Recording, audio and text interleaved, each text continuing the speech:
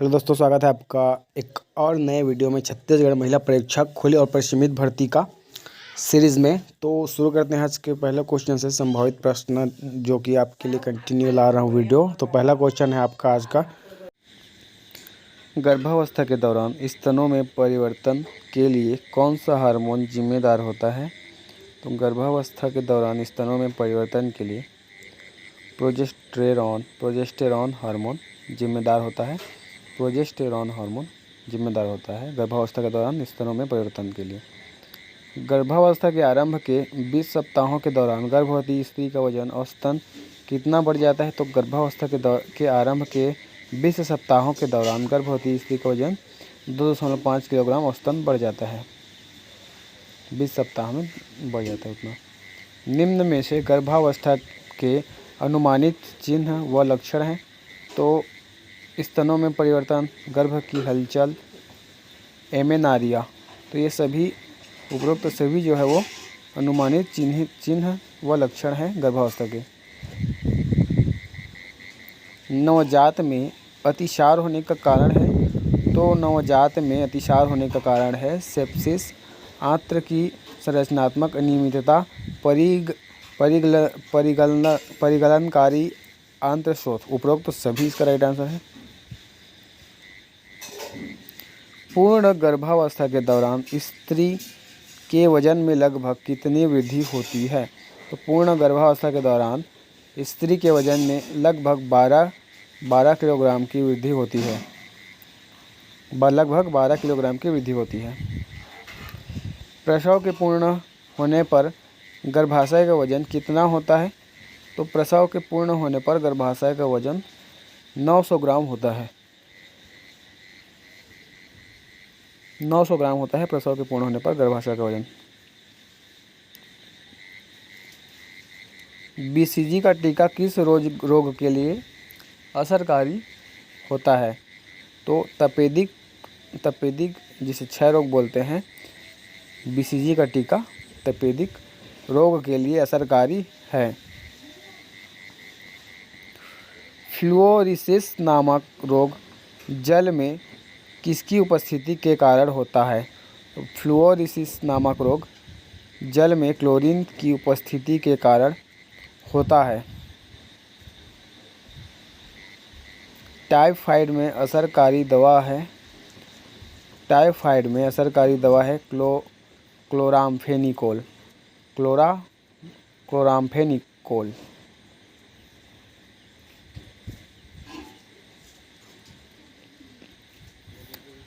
Vibrio cholerae नामक जीवाणु के कारण मनुष्य को कौन सा रोग होता है? तो विब्रियो कॉलेरी नामक जीवाणु के कारण मनुष्य को पोलियो रोग होता है। विब्रियो कॉलेरी नामक जीवाणु के कारण मनुष्य को पोलियो रोग होता है। हेपेटाइटिस रोग मनुष्य के किस अंग को क्षतिग्रस्त करता है? हेपेटाइटिस रोग मनुष्य के यकृत को क्षतिग्रस्त करता है। हेपेटाइटिस मनुष्य के यकृत को क्षतिग्रस्त करता है।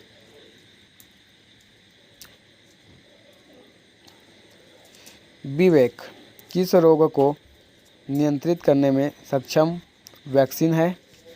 तो हेपेटाइटिस। विवेक हेपेटाइटिस रोग को नियंत्रित करने में सक्षम वैक्सीन है।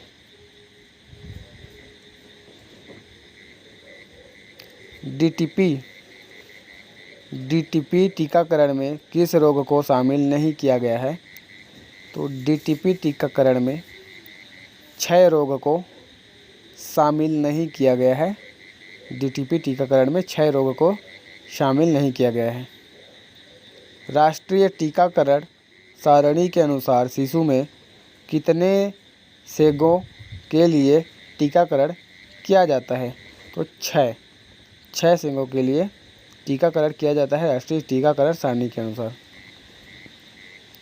खसरा का टीका प्रायः किस आयु में लगाया जाता है?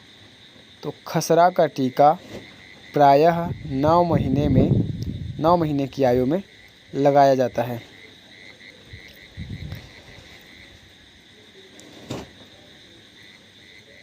राष्ट्रीय ग्रामीण स्वास्थ्य मिशन का लक्ष्य है। तो राष्ट्रीय ग्रामीण स्वास्थ्य मिशन का लक्ष्य है शिशु मृत्यु दर को कम करना, संक्रामक और असंक्रामक बीमारियों को नियंत्रित, 100% टीकाकरण को प्राप्त करना। उपरोक्त तो सभी, डी इसका राइट आंसर है उपरोक्त तो सभी। निम्न में से वह स्वैच्छिक स्वास्थ्य अभिकरण जो महिलाओं की स्थिति सुधारने का कार्य करता है, तो Kasturba memorial fund. Kasturba memorial fund निम्न में से वह स्वैच्छिक स्वास्थ्य अभिकरण है जो महिलाओं की स्थिति सुधारने का कार्य करता है। गर्भावस्था के अंतिम महीनों में गर्भवती स्त्री को चलने पर दर्द होता है, यह किस जोड़ की सीमित हलचल के कारण होता है, तो सिम्फिसिस प्यूबिस। सिम्फिसिस प्यूबिस के कारण होता है। मातृ व बाल स्वास्थ्य सेवा का उद्देश्य है, मातृ व बाल स्वास्थ्य सेवा का उद्देश्य है माता और बालकों के विशेष स्वास्थ्य सेवा उपलब्ध कराना, माँ व बच्चों के स्वास्थ्य और पोषण स्थिति को उन्नत करना, प्रत्येक गर्भवती माँ को स्वस्थ शिशु का जन्म सुनिश्चित करना। उपरोक्त सभी मातृ व बाल स्वास्थ्य सेवा का उद्देश्य है। ग्राम स्वास्थ्य योजना का उद्देश्य है, तो ग्राम स्वास्थ्य योजना का उद्देश्य है शिशु मृत्यु दर और मातृ मृत्यु दर को कम करना, जन्म एवं मृत्यु पंजीकरण को बढ़ावा देना, छोटी उम्र में होने वाली शादियों को रोकना। उपरोक्त सभी राइट आंसर है इसका ग्राम स्वास्थ्य योजना का उद्देश्य। उपरोक्त सभी हैं इनमें से। राष्ट्रीय परिवार कल्याण कार्यक्रम का मुख्य लक्ष्य है, तो राष्ट्रीय परिवार कल्याण कार्यक्रम का मुख्य लक्ष्य है लोगों के जीवन की गुणवत्ता में सुधार करना। लोगों की जीवन की गुणवत्ता में सुधार करना राष्ट्रीय परिवार कल्याण कार्यक्रम का मुख्य लक्ष्य है। व्यावसायिक स्वास्थ्य सेवा का मुख्य उद्देश्य है, व्यावसायिक स्वास्थ्य सेवा का मुख्य उद्देश्य है शारीरिक रूप से स्वस्थ रखना, शारीरिक रूप से स्वस्थ रखना, आध्यात्मिक रूप से स्वस्थ रखना और मानसिक रूप से स्वस्थ रखना। उपरोक्त सभी व्यावसायिक स्वास्थ्य सेवा का मुख्य उद्देश्य है। निम्न में से परिवार स्वास्थ्य सेवाओं का भाग नहीं है, तो निम्न में से जो परिवार है वो स्वास्थ्य सेवाओं का भाग नहीं है। तो अनुसंधान, इसमें का अनुसंधान जो है वो परिवार स्वास्थ्य सेवाओं का भाग नहीं है। स्वास्थ्य, शिक्षा, पोषण, परिवार नियोजन ये सब उसके भाग हैं। माँ के दूध में कितनी वसा पाई जाती है, तो माँ के दूध में 3.5 से 4 ग्राम वसा पाई जाती है। 20 का राइट आंसर होगा। 3.5 से 4 ग्राम वसा पाई जाती है माँ के दूध में।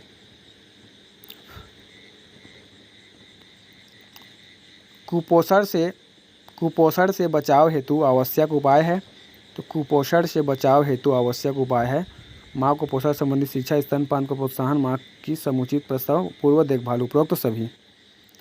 निम्न में से अंडा किसका अच्छा स्रोत है, तो अनिवार्य अमीनो अम्ल का। अनिवार्य अमीनो अम्ल का अंडा अच्छा स्रोत है, अनिवार्य अमीनो अम्ल का।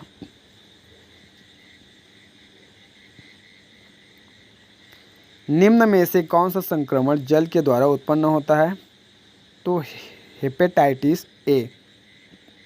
हेपेटाइटिस ए जल के द्वारा उत्पन्न होता है।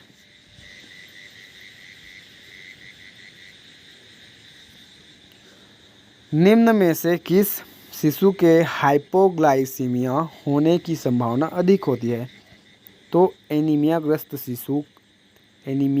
शिशु के हाइपोग्लाइसीमिया होने की संभावना अधिक होती है।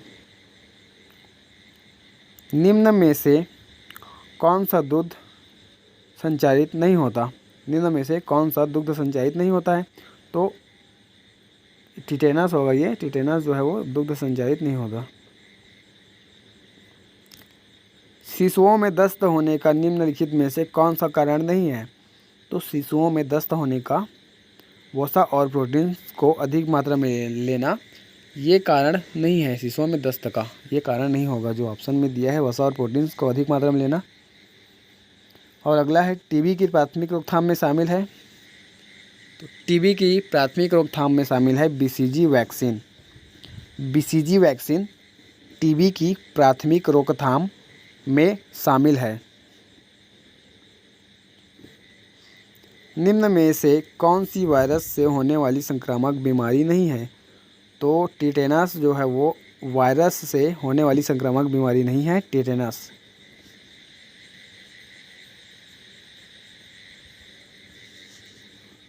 पूरक आहार देने की सही आयु कौन सी होती है? पूरक आहार देने की सही आयु 46 माह होती है।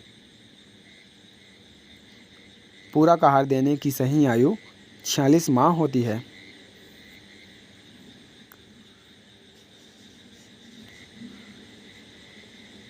समेकित बाल विकास परियोजना किस वर्ष प्रारंभ किया गया?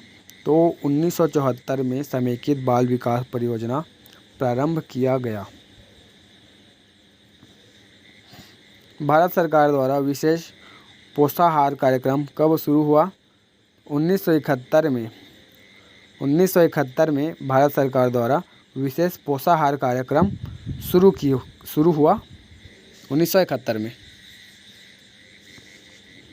केंद्र सरकार द्वारा आंगनवाड़ी कार्यकर्ता के भविष्य को सुरक्षित रखने के लिए आंगनवाड़ी कार्यकर्ता बीमा योजना किस वर्ष लागू करने का फैसला किया गया? तो 2004 में किया गया। इसका राइट आंसर होगा 2004।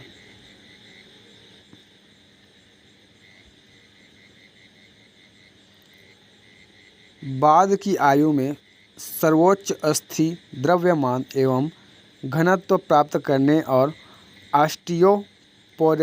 ऑस्टियोपोरोसिस के कारण होने वाले अस्थिभंग के जोखिम को घटाने के लिए पर्याप्त मात्रा आवश्यक होती है। तो कैल्शियम एवं व्यायाम की पर्याप्त मात्रा आवश्यक है।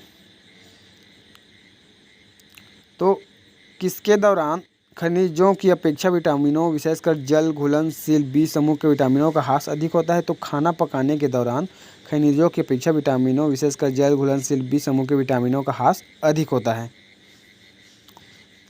जन वितरण प्रणाली का एक भारतीय है, उसे खाद्य सुरक्षा प्रणाली कहते हैं। खाद्य सुरक्षा प्रणाली, जन वितरण प्रणाली का जो है उसे खाद्य सुरक्षा प्रणाली कहते हैं। आहार में वसा की कमी से हो सकती है?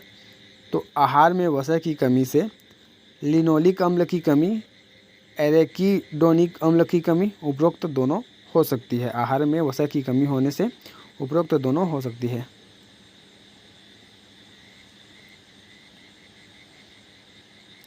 लगभग सभी लोगों का स्वास्थ्य अच्छा बनाए रखने वाले आहार से प्राप्त पोषक तत्वों के अंतर्ग्रहण को किस नाम से परिभाषित किया गया है? तो अनुशंसित आहारीय अनुमतियाँ। इसका राइट आंसर है सी।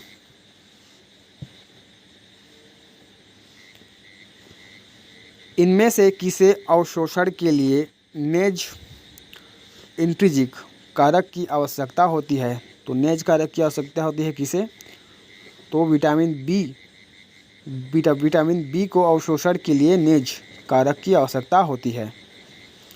व्रण या अल्सर से पीड़ित रोगियों को किससे बचना चाहिए? तो धूम्रपान, कॉफ़ी, अल्कोहल, उपर्युक्त सभी से व्रण या अल्सर से पीड़ित रोगियों को बचना चाहिए। उपर्युक्त सभी से धूम्रपान, कॉफ़ी, अल्कोहल। फोलेट का अपर्याप्त अंतर्ग्रहण मेगालोब्लास्टिक एनीमिया के अतिरिक्त अन्य किसी चीज़ से संबंधित है? तो गर्भावस्था के खराब परिणाम हो सकते हैं। किशोरों को उनके वयस्कावस्था के भार का 30% और उनकी वयस्कावस्था की लंबाई का 20% से भी अधिक के दौरान प्राप्त होता है। तो 10 से 19 वर्ष की आयु में प्राप्त होता है। महिलाओं के मामले में 18.5 किलोग्राम से कम के BMI का अर्थ है सामान्य से कम पोषण। 20 का राइट आंसर होगा सामान्य से कम पोषण। घेंघा और क्रेटिनता, जिसे जड़वा मनता कहते हैं, का कारण बनने वाली प्रमुख पोषक तत्व न्यूनता है? तो आयोडीन की कमी है। आयोडीन की कमी से घेंघा और क्रेटिनता होते हैं।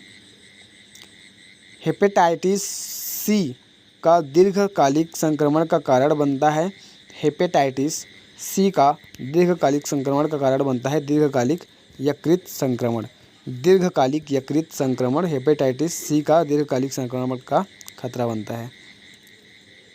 किस वर्ष से सार्वत्रिक प्रतिरक्षीकरण कार्यक्रम में हेपेटाइटिस बी वैक्सीन को शामिल कर लिया गया था? तो 2002 और 2003 से किया गया था। कुछ कैरोटेनॉइड जैसे लाइकोपेन एकल ऑक्सीजन के भक्षक होते हैं और शक्तिशाली प्रदान करते हैं, तो एक एंटीऑक्सीडेंट गतिविधि शक्तिशाली प्रदान करते हैं। एंटीऑक्सीडेंट गतिविधि। राष्ट्रीय अंधता नियंत्रण कार्यक्रम के अनुसार अंधता का मुख्य कारण है? तो राष्ट्रीय अंधता नियंत्रण कार्यक्रम के अनुसार अंधता का मुख्य कारण है मोतियाबिंद। राष्ट्रीय अंधता नियंत्रण कार्यक्रम के अनुसार अंधता का मुख्य कारण है मोतियाबिंद। राष्ट्रीय ट्यूबरकुलोसिस कार्यक्रम का मुख्य उद्देश्य है? तो राष्ट्रीय ट्यूबरकुलोसिस कार्यक्रम का मुख्य उद्देश्य है निगरानी तंत्र स्थापित करना, टीबी का उचित निदान, पहचान एवं केस प्रबंधन सुनिश्चित करना, टीबी संचरण की गतिविधि को घटाना। उपर्युक्त सभी राष्ट्रीय ट्यूबरकुलोसिस कार्यक्रम का मुख्य उद्देश्य है। इनमें से कौन विटामिन B12 की कमी से उत्पन्न मेगालोब्लास्टिक एनीमिया को ठीक कर देता है? तो फोलिक अम्ल विटामिन B12 की कमी से उत्पन्न मेगालोब्लास्टिक को पूर्ण कर देता है। तेल किसका समृद्ध स्रोत है? तो तेल PUFA का समृद्ध स्रोत है तेल।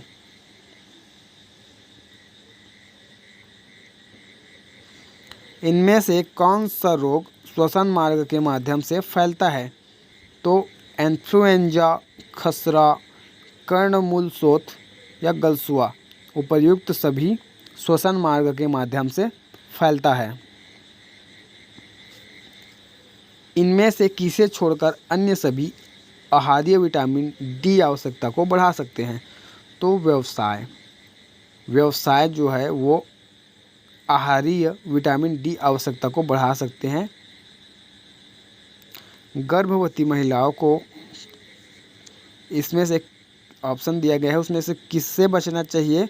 तो अल्कोहल, कैफीन, कृत्रिम रंगों, उपर्युक्त सभी से गर्भवती महिलाओं को बचना चाहिए। इनमें से कौन एक संक्रामक रोग नहीं है? तो हिस्टीरिया, ए इसका राइट आंसर है। हिस्टीरिया एक संक्रामक रोग नहीं है। हिस्टीरिया इसका राइट आंसर होगा। हिस्टीरिया एक संक्रामक रोग नहीं है। कैल्शियम फास्फेट एवं मैग्नीशियम के अंदर पाए जाने वाले महत्वपूर्ण खनिज हैं? तो कैल्शियम फास्फेट एवं मैग्नीशियम हड्डियों के अंदर पाए जाने वाले महत्वपूर्ण खनिज है। 20 का राइट आंसर है। हड्डियों के अंदर पाए जाने वाले महत्वपूर्ण खनिज है कैल्शियम फास्फेट और मैग्नीशियम। गर्भावस्था के दौरान उत्तक संश्लेषण की गति बढ़ने, सक्रिय उत्तक द्रव्यमान में वृद्धि होने और हृदय वाहिकीय एवं श्वसन कार्य में वृद्धि होने के कारण में वृद्धि होती है। तो आधारिक चयापचय में वृद्धि होती है। SAM का पूरा नाम है तो सीवियर एक्यूट मालन्यूट्रिशन। तो सीवियर एक्यूट मालन्यूट्रिशन गंभीर तीक्ष्ण रोग कुपोषण SAM का पूरा नाम है। मलेरिया नामक रोग किसको प्रभावित करता है? तो मलेरिया नामक रोग प्लीहा को प्रभावित करता है। मलेरिया नामक रोग प्लीहा को प्रभावित करता है। सी इसका राइट आंसर है। प्लीहा को प्रभावित करता है मलेरिया नामक रोग। काली खांसी के लक्षण क्या है? तो काली खांसी के लक्षण है खांसी, छींके और बहती नाक। काली खांसी के लक्षण है खांसी, छींके और बहती नाक।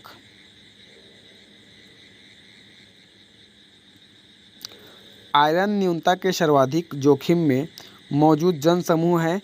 तो नवजात शिशु एवं बच्चे, गर्भवती हो सकने वाली आयु की महिलाएं, गर्भवती महिलाएं। उपर्युक्त सभी आयरन न्यूनता के सर्वाधिक जोखिम में मौजूद जनसमूह हैं।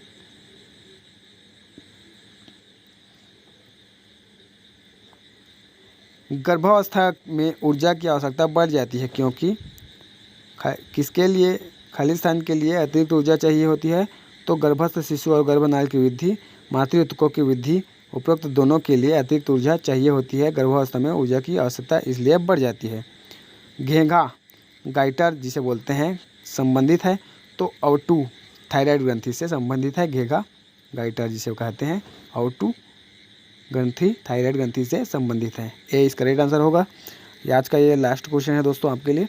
तो चैनल को लाइक कीजिए, शेयर कीजिए और सब्सक्राइब कीजिए और ज़रूरतमंदों तक शेयर कर दीजिए। तब तक के लिए धन्यवाद।